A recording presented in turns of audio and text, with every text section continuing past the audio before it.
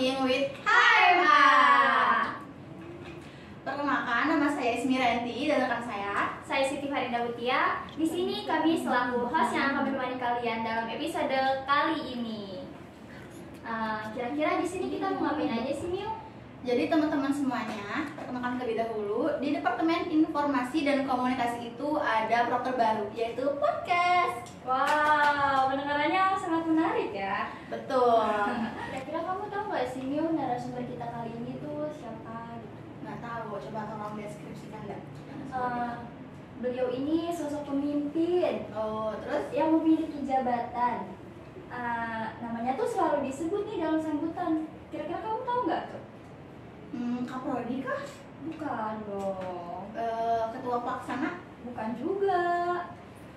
Ketua himpunan akuntansi? Nah, iya itu benar banget. Teman-teman semuanya, kayaknya kita langsung aja ya undang narasumber pertama kita kali ini, yaitu Bang Rian Darmawan. Halo Bang Rian. Di sini Farida. Gimana kabarnya Bang? Alhamdulillah baik. Kamu gimana kalian? Alhamdulillah baik. Mungkin bisa perkenalkan terlebih dahulu ke teman-teman semuanya. Oh iya, ini podcast pertama juga ya sekalian ya. Jadi nama saya Rian Darmawan. Saya adalah Ketua Himpunan Mahasiswa Akuntansi FE24 periode 2024-2025 di tahun 2024 ini teman-teman semua. Halo. Boleh dong, kalau misal mau promosiin sosmed juga gak apa-apa nih. Siapa tahu teman-teman pada kepo gitu kan. Nama IG-nya apa gitu Aduh, nggak kan? ada deh. IG saya mati kemarin, nggak ada. Aktifin lagi Bang. Iya. Iya, biar Tapi kalau aktif. misalkan mau sih Rian Gryffindor gitu. Ya, di sini ya. Kalian bagi kalian yang mau nanya-nanya seputar Organisasi ataupun kepemimpinan bisa tanya langsung ke Bang Rian. Boleh ya. Oke Bang Rian, gimana nih rasanya jadi narasumber pertama di podcast kali ini? Seneng banget sih sebenarnya, seneng banget merasa dihargai juga karena kan emang Masya Allah. pertama kali ya. Iya. Terus podcast ini tahun ini baru pertama kali. Betul. Saya juga bangga sama kalian, sama teman-teman semua yang ada di sini, sama HMA tahun 2024 bangga banget gitu. Langsung ke sesi tanya jawab aja ya Bang ya. Boleh? Jadi menurut Bang Ian sendiri itu penting IPK atau organisasi? IPK sama organisasi ya. Sebenarnya kalau menurut saya sendiri, IPK sama organisasi itu harusnya jalan seiringan. Artinya IPK naik, organisasinya juga otomatis bagus. Karena teman-teman, karena kan kita di kelas itu sering presentasi, disuruh dosen lah, atau cara berbicara di depan umum, itu didapetin dari organisasi. Dan itu otomatis presentasi kita di kelas, cara kita menjelaskan ke dosen bersangkutan, itu bakalan lebih baik. Jadi saya rasa IPK sama organisasi ini berjalan dengan seiringan, gitu teman-teman. Oke, jadi menurut Bang Rian ini dua-duanya tuh sama-sama penting ya. Terus tips dan triknya tuh gimana sih buat nyimbangin keduanya gitu? Sebenarnya kalau ditanya kayak gitu, kita harus tahu manajemen waktu yang baik. Itu pun teman-teman HMA pasti udah tahu masalah manajemen waktu. Gimana caranya kita, misalkan hari ini ada podcast kayak gini, ataupun misalkan nanti malam ada tugas deadline, mana yang harus diprioritasin. Jadi menurut Kana sendiri, kalau masalah itu tipsnya adalah di manajemen waktunya, mana yang harus diprioritasin, mana yang lebih prioritas untuk di deadline hari ini gitu. Berarti tentang prioritasnya. Iya. Terus kira-kira benefit masuk HMA itu apa aja sih Bang? Benefit HMA. Oh, katanya deh. Kamu berdua dapat apa di HMA? Dapat kayak tadi yang nggak bisa public speaking gitu kan, jadi bisa public speaking, manajemen waktunya juga jadi lebih baik lagi gitu. Terus tentunya parkir gratis. Ya. Iya, buat teman-teman yang nggak tahu, kita itu anggota kelembagaan itu dapat parkir gratis dari ID card yang kita pilih kan, gitu. Kalau Farida ada lagi nggak selain yang disebutin Yasmin? Sama sih. Kayak gitu ya? Boleh gak sih kayak gitu Bang? Kalau menurut aku benefit masuk HMA itu apa ya? Mungkin jadi lebih tahu tentang organisasi. Iya, jadi yang udah disebutin Ismi kan tadi sebagiannya. Terus selain itu juga kita dapat relasi teman-teman Ismi. Betul, relasi juga. Iya kan? Iya, betul. Jadi selain punya teman di kelas, kita juga punya teman di kelas lain. Pun dengan angkatan sebelumnya ataupun angkatan setelahnya. Itu pun jadi salah satu benefit HMA. Selain itu, kalau menurut saya sih, apa ya? Kita tuh jadi punya pengalaman lebih kalau misalkan teman-teman mau ditaruh di CV. Betul, Ya. pengalaman buat kerja juga ya. Iya, itu sih. Kalau misalkan ditanya pengalaman, apa benefitnya? Benefit, betul. Kan tadi benefit masuk KMA nih ya. Benefit jadi kahim itu apa? Karena kan Benefit jadi kahim. Pertama, nama kita bakalan sering disebut di sambutan-sambutan. Bener nggak? betul, Bener ya? betul. Terus yang Dengan kedua, hormat. kita jadi lebih kenal sama dosen ataupun dikenal dosen. Itu yang kedua. Kita jadi punya kontak dosen. Itu saya punya nih, jadi punya kontak Retno, punya Bu Amel, baru. Itu kan benefit. Selain itu juga buat kelembagaan, ketua kelembagaan itu di FEB alhamdulillah dibiayain SPP sama SKS. Selama Berarti dia lumayan menjabat. sangat menguntungkan ya teman-teman. Iya. Betul. Makanya kalau orang mau jadi kahim silakan aja buat beasiswa. Iya, beasiswa jadi kahim berarti ya Bang. Iya. Itu berapa semester? Selama dia menjabat sih sebenarnya. Oh, selama menjabat. Setahun kurang lebih 2 semester. Oh, dapat. Berarti cuma hanya biaya semesternya aja, tidak dengan biaya itu. Enggak dong. Dikira tuh kan include sama ya apa ya? Pengen banget kayak gitu tuh. Semoga Iya, sih. beasiswa, semoga bisa. beasiswa kan biasanya kayak gitu ya Bang? Bisa. Iya. Terus kan tadi udah tentang benefit nih. Sekarang apa sih persyaratan dan ketentuan masuk HMA itu? Masuk HMA itu yang penting mahasiswa aktif. Terus semester 1. Selain itu juga dia harus punya IPK 2,75 sama ikut pengkaderan PKK umum gitu namanya. Tadi kan kata Bang Rian itu semester 1 ya. Berarti untuk semester atas tuh nggak boleh daftar atau gimana? Kalau di manajemen kita tetangga kita ya, dia ada namanya anggota muda. Kalau kita sih enggak, karena memang saya juga nggak tahu sebelumnya kayak gimana. Mungkin kalau misalkan kakak-kakak yang ada di sini nonton, boleh di komen aja nanti kenapa bisa HMA tuh nggak menerima anggota baru gitu. Jadi semester 1 wajib. Sekarang lanjut ke gaya kepemimpinan. Apa yang Bang Rian terapkan dalam memimpin organisasi ini? Gaya kepemimpinan. Saya sih sebenarnya pengennya pendekatan secara personal gitu. Jadi kalau misalkan teman-teman ada masalah, itu saya pengen negur secara 4 mata. Nggak boleh di depan umum atau nyuruh saya enaknya segala macam. Itu pasti saya komunikasiin dulu gitu. Karena emang saya nggak suka kekerasan. Entahlah. Berarti komunikasi itu penting ya? Penting. Betul. Komunikasi dulu. Nah, ini kan di setiap organisasi ini pasti kan ada aja gitu ya anggota yang lama-kelamaan tuh, aduh gue bosan banget nih gitu. Itu kira-kira gimana menurut Bang Ian cara memotivasinya gitu loh? Kalau tips dari saya nih, sebenarnya ingat lagi ke tujuan di awal teman-teman semua masuk himpunan. Misalkan dulu pas PKK umum kan dikasih tahu tuh apa tujuan masuk HMA ataupun masuk himpunan gitu. Kalau misalkan udah dapat relasi, masa relasinya cuma ini gitu. Ataupun kalau misalkan belum dapat relasi, masa iya udah mau bosan aja, udah mau kelar aja, kan gitu. Selain itu misal mau dapat pengalaman yang lebih, masa udah bosan aja kalau misalkan pengalamannya baru segini. Jadi kita harus tahu target kita di awal, jangan sampai kita ngecewain diri kita yang dulu gitu kalau menurut saya. Cara bangun semangat ke diri kita sendiri itu kayak gimana? Ingetin manfaat-manfaat yang bakalan didapat nantinya gitu. Kalau menurut saya sih gitu. Oke Bang Ian nih, bagaimana menanggapi jika ada kritik atau saran dari anggota organisasi? Kalau kritik dan saran, kita tuh kan manusia ya. Iya. Kita nggak mungkin sepenuhnya sempurna, kecuali kita Tuhan. Betul. Nah, cara menanggapinya adalah pertama evaluasi, ataupun kalau misalkan bahasa Arabnya itu di tabayun. tanya dulu kenapa sih Sure. bisa kayak gini atau masalahnya apa. Kalau emang ternyata itu beneran masalah, kita harusnya evaluasi. Selain itu ya udah perbaikin. Kalau emang bukan masalah, kayaknya nggak penting juga ditanggapin kalau menurut saya. Tapi kalau misalnya ntar semisalnya ada yang ngasih saran tetapi gak diterapkan gitu loh oleh kita gitu, terus nanti yang ngasih sarannya itu marah gitu kali itu gimana ya?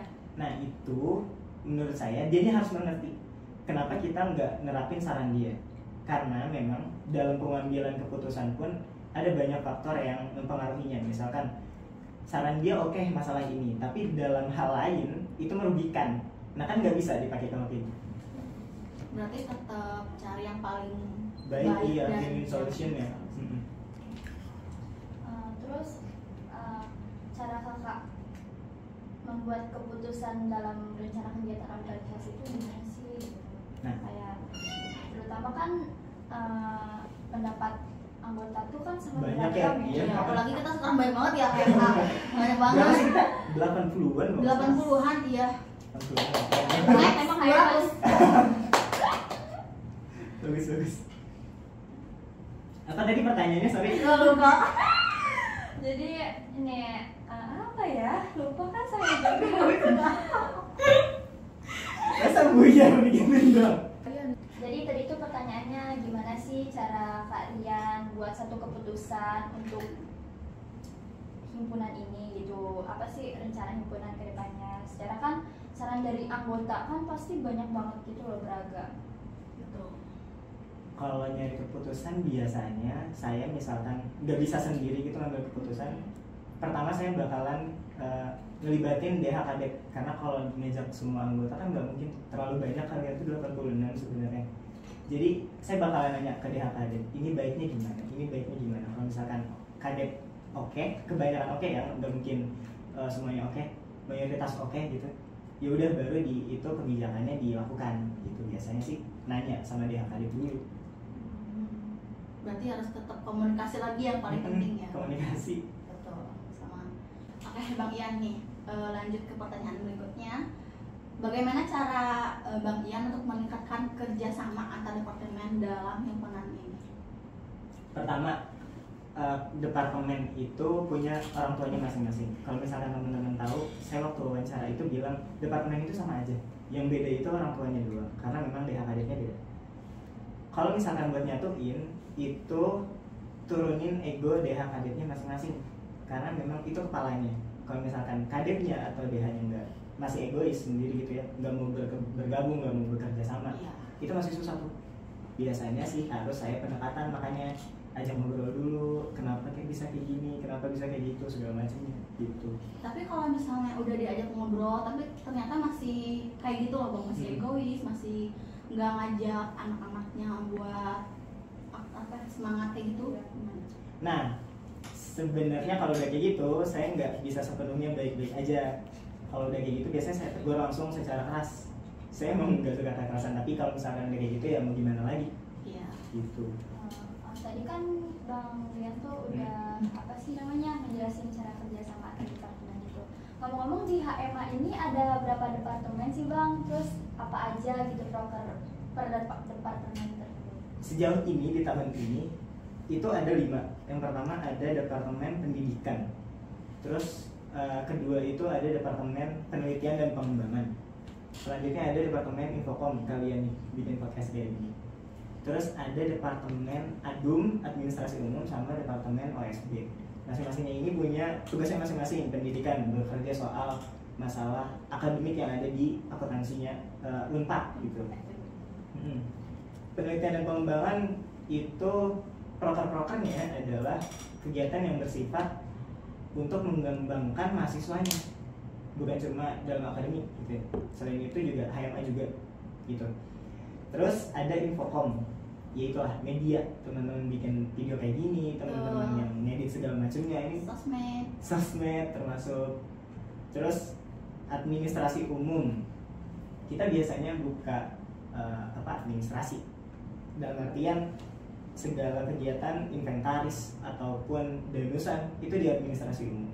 Yang terakhir OSB, kita juga kan sebenarnya nggak boleh ya, bukan yang nggak boleh sih, gak asik kalau misalkan kuliah itu cuma belajar. Betul. Bener nggak? Jenuh. Pusing kan? Pusing. Iya. Pusing banget. Makanya ada namanya departemen OSP. Itu biar teman-teman di akuntansi semuanya punya refreshing, artinya healing. Kita bikin kegiatan pensi atau AIA gitu. Kita bikin olahraga, lomba olahraga ataupun kegiatan-kegiatan yang bersangkutan dengan minat bakat lainnya gitu. Tadi kan kata kalian tuh di departemen OSB ini ada lomba olahraga gitu. Itu kira-kira dibukanya untuk umum atau hanya untuk mahasiswa akuntansi gitu? Ada banyak sih.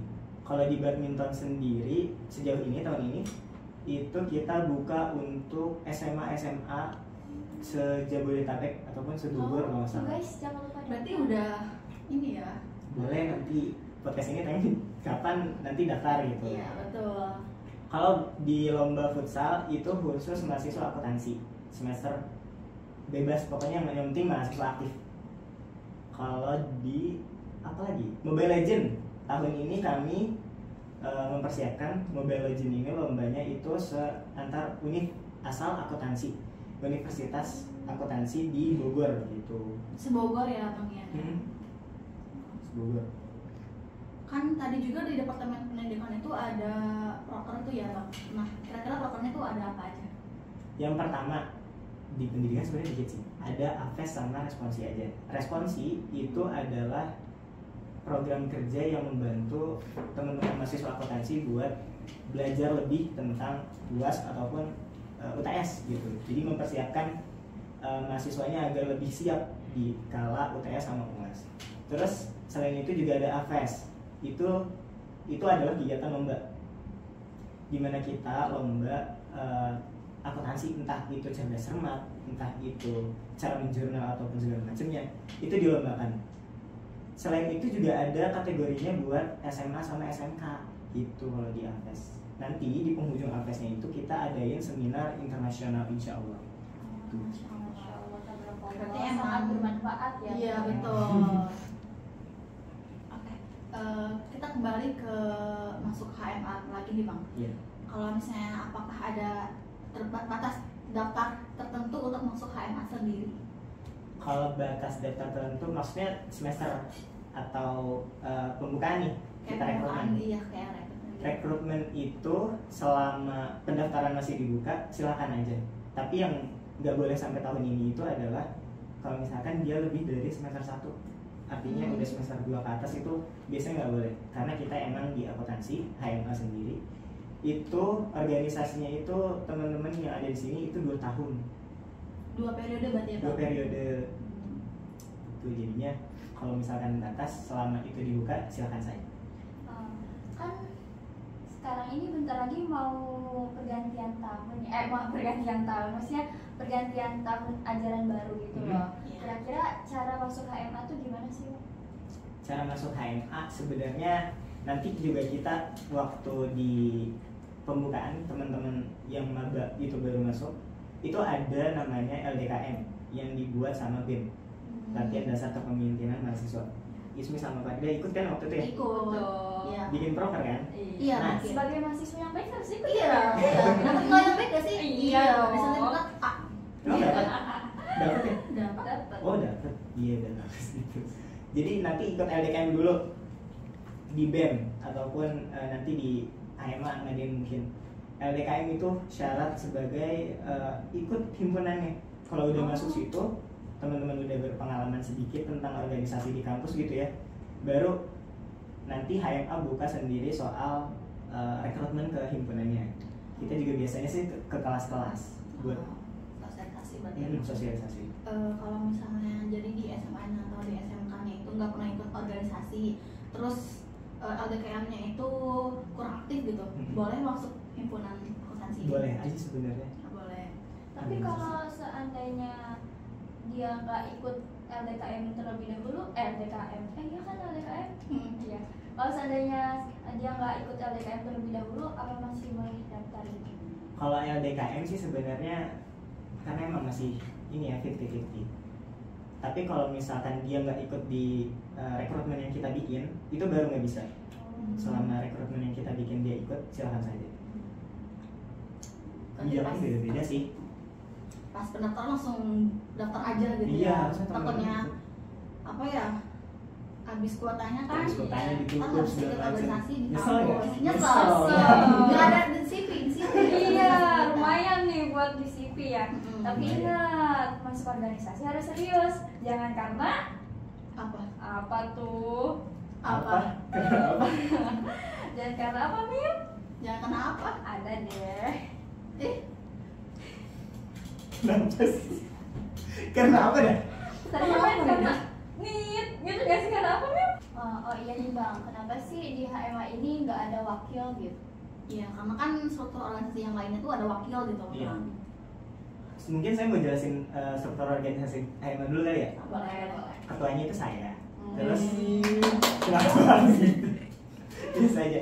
Terus setelah itu di bawahnya itu ada sekretaris sama bendum. Sekretaris umum dan bendahara umum itu ada Nazwa, Nur Aziza sama Mutiara Trimitra. Habis itu di bawahnya sekum bendum itu ada wabendum sama waskum. Itu teman kalian, Ana Rufa Viola sama Marahmudina Anzalika. Terus setelah itu bawahnya ada kepala operasional 1 sama kepala operasional 2.